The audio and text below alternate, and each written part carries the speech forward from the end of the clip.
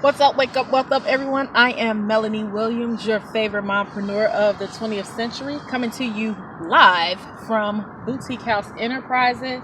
I just wanted to jump on just to give a little snippet. I was teaching my son, my 3-year-old, how to ride his bike today.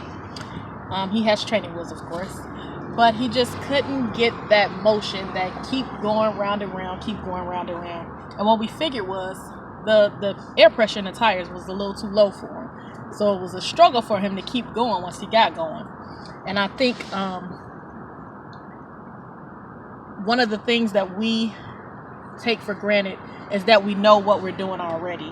So, once we get going and we hit a snag, we don't look for those little bitty things that we think are insignificant that could possibly be holding us up from pursuing what it is that we want to complete.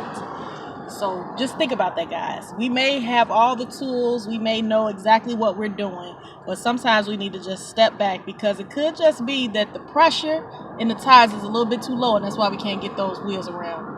Until next time, I hope that's what's up so you can wake up and get your wealth up.